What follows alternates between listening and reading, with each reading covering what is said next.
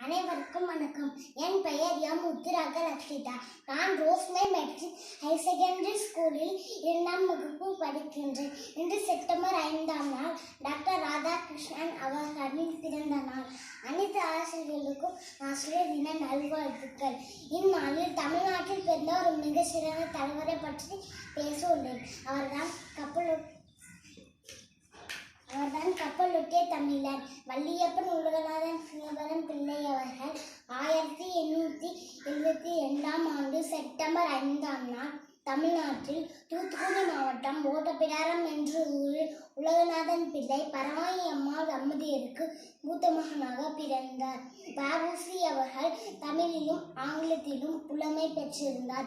வ.உ.சி. அவர்கள் தலைச்சிறந்த மேடை பேச்சாளர், வழக்கறிஞர், எழுத்தாளர், பேச்சாளர், தொழிற்சங்க தலைவர், சுதந்திர போராட்ட வீரர் எனும் பன்முகத்தன்மை பெற்றிருந்தார். தமிழ் மொழியில் உள்ள அநேக இலக்கியங்களை படித்து அவற்றை பற்றி கட்டுரைகளையும் செயல்களையும் எழுதியுள்ளார்.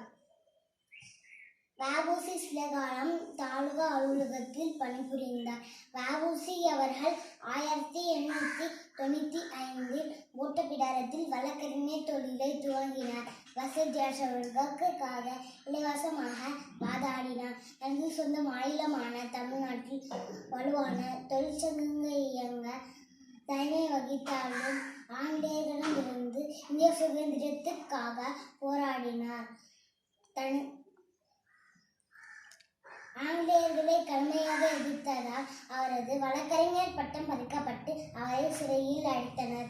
தூத்துக்குடி மற்றும் கொள்ளிடையே முதல் உள்நாட்டு கப்பல் சேவை அமைத்த மனிதர் என எல்லோராலும் நினைவு கூறப்படுகிறார். அவரது துணிச்சலான தன்மையே அவருக்கு கப்பலோட்டிய தமிழன் என்று பெயரெடுக்க வைத்தது. நன்றி, வணக்கம்.